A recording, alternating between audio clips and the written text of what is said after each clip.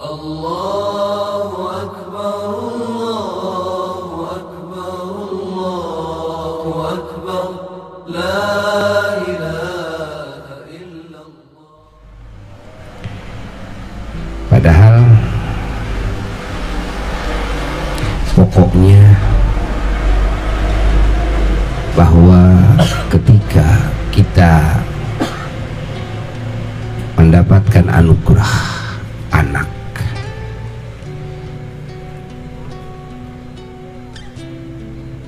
dalam ajaran Allah, ajaran baginda Rasulullah Sallallahu Alaihi Wasallam, urusan keturunan itu urusan yang maha besar, bukan urusan yang enteng, bukan urusan yang kecil, tapi urusan yang maha besar, urusan keturunan itu. Bayangkan kalau di muka bumi ini manusia tidak punya keturunan, ya kan? Maka tidak akan ada kehidupan. Jauh dari itu, tidak akan ada lagi yang menyembah Allah, tidak akan ada lagi yang bertakwa kepada Allah, tidak akan ada lagi yang mengingat Allah, tidak akan ada lagi yang berbuat kebaikan-kebaikan di muka bumi ini kalau manusia tidak dikasih keturunan oleh Allah. Maka keturunan itu bukan suatu yang kecil, bukan, tapi yang maha besar. Kalau dibandingkan dengan rumah kita yang mewah, gak ada apa-apanya dibanding dengan keturunan. Bandingkan dengan uang miliaran, triliunan, gak ada apa-apanya dibandingkan dengan keturunan. Bandingkan dengan bumi dan seisinya, gak ada apa-apanya ya, jika dibandingkan dengan keturunan. Bandingkan dengan alam semesta, langitnya, semuanya ciptaan Allah yang lainnya, gak ada apa-apanya kalau dibandingkan dengan keturunan. Catat oleh kita, dalam bahasa Arab keturunan itu dzurriyyah, ya, dzurriyyah. Disebut dalam Quran bahasa dzurriyyah itu, ya. Nah, Allah Subhanahu wa taala menciptakan bumi ini untuk tempat ibadahnya manusia. Kalau manusianya nggak ada, kalau keturunannya nggak ada, apakah akan ada yang menyembah Allah? Ya tidak, ya. Dan manusia diciptakan oleh Allah dan bangsa jin untuk apa? Untuk menyembah Allah. Bumi dan seisinya semuanya diciptakan ini untuk fasilitas bagi ibadahnya manusia. Allah sediakan segalanya. Nah, manusia diciptakan oleh Allah untuk apa? Untuk menyembah Allah, beribadah kepada Allah, berbuat segala bentuk kebaikan yang Allah ajarkan, yang Allah perintahkan. Nah, harus difahami oleh kita. Maka keberadaan manusia di muka bumi ini adalah hal yang paling besar dari alam semesta. Ingat, hal yang paling besar dari alam semesta. Pahami? Allah ciptakan alam kubur untuk kehidupan manusia selanjutnya. Allah ciptakan alam akhirat untuk kehidupan manusia yang abadi. Allah ciptakan surga untuk kehidupan yang penuh nikmat dan yang abadi juga. Bagi siapa? Bagi manusia. Ya, jadi kalau ibadah itu merupakan suatu yang termahal dan hamba yang beribadah itu adalah makhluk yang termahal. Secara otomatis lahirnya manusia ini kelahiran sesuatu yang lebih mahal dari alam semesta. Pernahkah kita merasakan kalau kita hamil atau kita punya anak bahwa kita mendapatkan anugerah yang lebih mahal dari alam semesta? Ya, pikirkan ini, pikirkan ini, pikirkan ini. Ya. Jangan dianggap remeh ini, ya. Jangan dianggap remeh. Kalau kita punya anak itu bukan hanya urusannya untuk meneruskan usaha saya, untuk meneruskan jabatan saya, untuk bisa nanti mengurus harta saya. Tidak hanya di situ. Itu tidak terlalu mahal. Mahalnya manusia bukan dari sisi itu. Mahalnya manusia itu diciptakan wa ma khalaqtul jinna wal insa illa liya'budun. Kami tidak menciptakan jin dan manusia kecuali semuanya untuk menyembahku, beribadah kepadaku, yakni beribadah kepada Allah Jalla Jalaluhu wahdah. Dan ibadah kepada Allah Jalla Jalaluhu wahdah adalah perkara yang paling mahal. Tidak ada yang paling mahal yang bisa membandingi ibadah kepada Allah Jalla Jalaluhu. Kan? Maka makhluk yang bisa ibadah kepada Allah itu adalah makhluk termahal. Ketika kita punya anak itu, kita mendapatkan anugerah termahal. Ingat,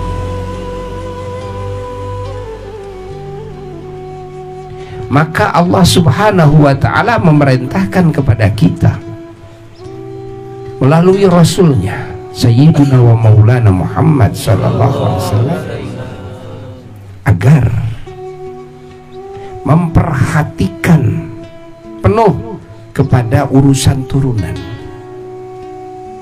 Kan? Kalau kita hayati bersama, kita diperintahkan menikah sebetulnya untuk ini, untuk supaya menghasilkan turunan yang menyembah Allah. Ya kan? Kita diperintah oleh Allah, fankihu ma taba lakum minan nisa, memilih teman hidup itu yang bagus. Sehingga Nabi ajarkan harus lihat kesolehannya, agamanya, lihat keturunannya, nasabnya, lihat juga jabatannya, kedudukannya, lihat hartanya, kasabnya apa, kan? Harus diperhatikan itu. Hatta sampai kan, parasnya harus dilihat. Pilih yang terbaik. Kan? Namun dari semua itu adalah kesolehannya yang paling utama, agamanya. Kalau kita pikirkan ini untuk apa kita diperintahkan memilih calon teman hidup kita itu yang kriterianya seperti ini, ternyata ini tujuannya nanti ya, nanti itu tujuannya adalah dzurriyyah, keturunan yang terus nanti akan menjadi keturunan yang menyembah Allah. Jadi kalau kita milih teman hidup, istri atau suami yang tidak soleh, ya kan? Apa harapan kita anak kita bisa menjadi soleh? Gimana coba harapannya? Ya? Kan matematikanya terlalu jauh. Istri kita nggak soleh, kitanya sebagai suami nggak soleh, lalu tiba-tiba pengen anak soleh, kan ini terlalu jauh, kan? Karena kesolehan keturunan itu harus dimulai dari kesolehan siapa? Kesalahan orang tua. Makanya dari pertama memilih calon istri, calon suami itu fadfar bidatid din, kata Nabi. ini harus diutamakan, kan? Yang memiliki agama, yakni memiliki kesolehan. Nah, yang lainnya itu kesempurnaan. Tapi kesolehan, oh ini mau tidak mau, gitu kan? Ini mah syarat mutlak keselamatan, kebahagiaan, kemuliaan yang abadi adanya di sana. Adanya di sana. Fahami oleh kita. Hingga lihat ini keturunan orang soleh atau bukan. Nasabnya juga harus dilihat. Ya. Lihat juga bisnisnya. Ini bisnisnya bisnis yang halal atau bisnis yang haram. Harus dilihat juga. Tidak hanya ini yang penting orang kaya. Lihat kan? Bisnisnya apa kan? Harus bisnis yang halal. Karena ini akan berpengaruh kepada dzurriyyah, kepada keturunan. Nah, fahami oleh kita semua. Ya. Lalu hatta di dalam cara menikah, berumah tangga harus melalui proses yang diajarkan oleh Rasulullah Shallallahu Alaihi Wasallam. Tidak boleh dengan melakukan dosa dulu terlebih dahulu, kan? Tapi harus dengan cara proses yang dicintai Allah, diridhoi Allah. Melamar, kan? Yang disebut dengan khitbah. Kan?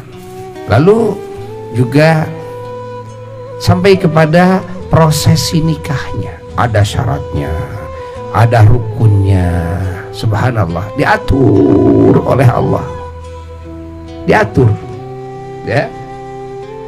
Lalu sampai akad pernikahan, lalu rumah tangganya juga diatur bagaimana hak dan kewajiban suami dan istri ini, kan? Kalau nanti punya anak, bagaimana, kan? Kewajiban kita sebagai orang tua bagi anak kita. Kalau kita lihat bahwa aturan-aturan Allah yang Allah peraturkan kepada kita semuanya ternyata mengkerucut, memusat kepada apa?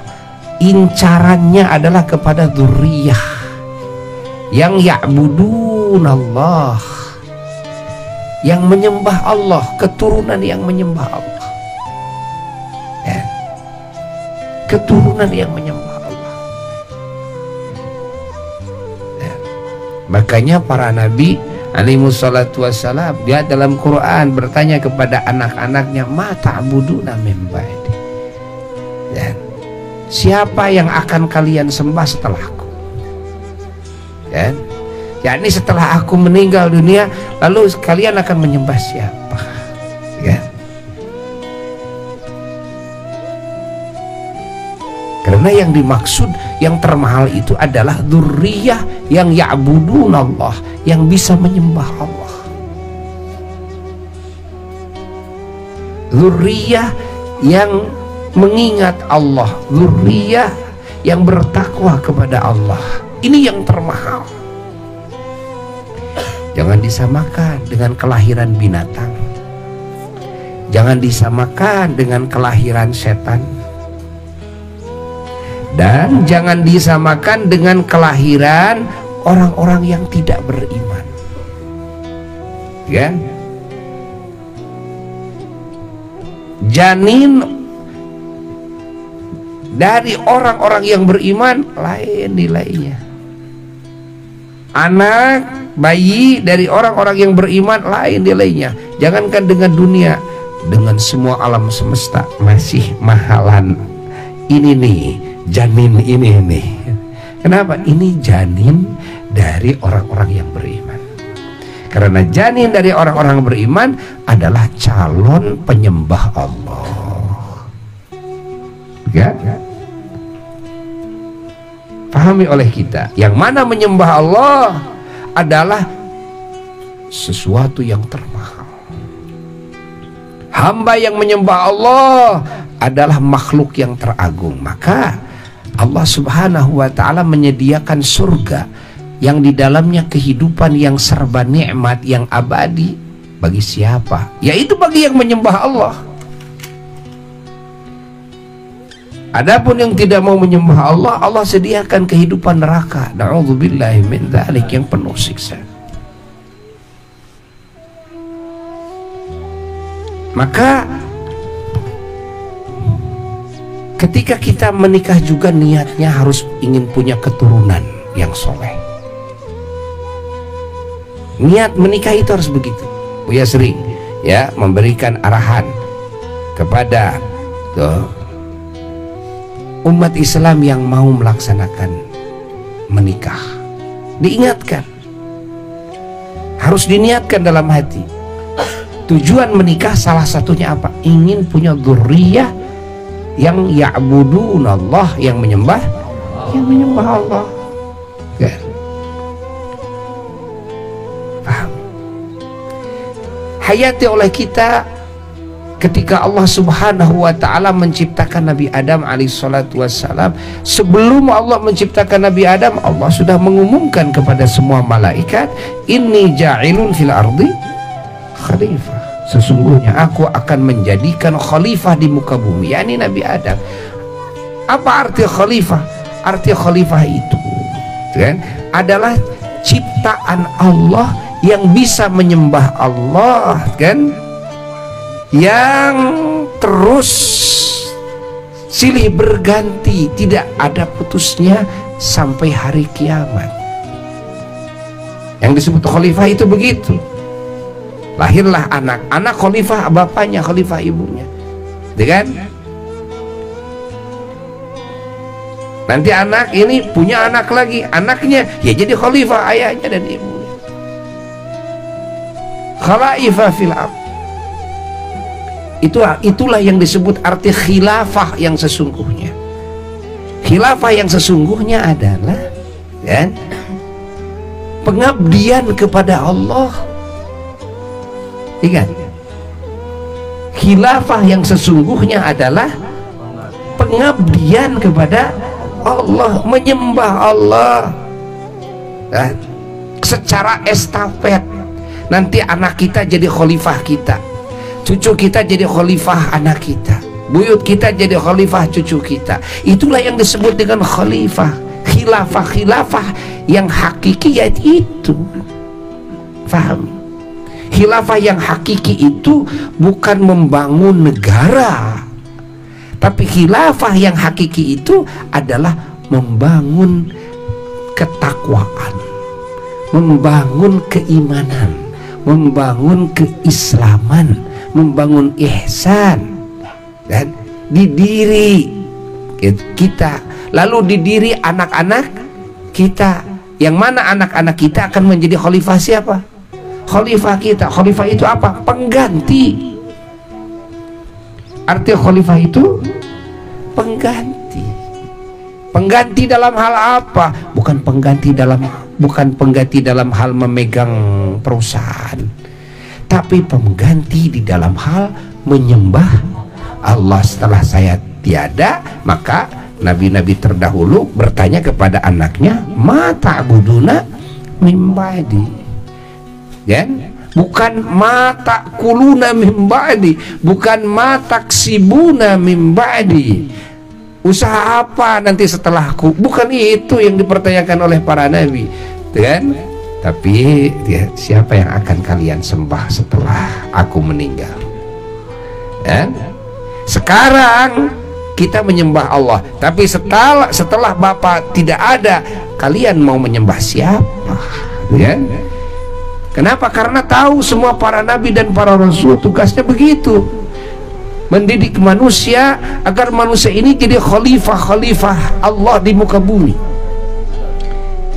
dan yakni agar menjadi penyembah Allah yang tiada putusnya, tiada putusnya, turun temurun. Itulah yang disebut dengan khalifah, yang turun temurun terus. Mati kita, anak kita yang meneruskan menyembah Allah, anak kita mati, cucu kita yang meneruskan menyembah menyembah Allah ya. Anak ini khalifah, ingat, khalifah ini pengganti kita, menggantikan posisi apa? Posisi menyembah kepada Allah setelah kita mati. Fahami oleh kita ya, fahami oleh kita.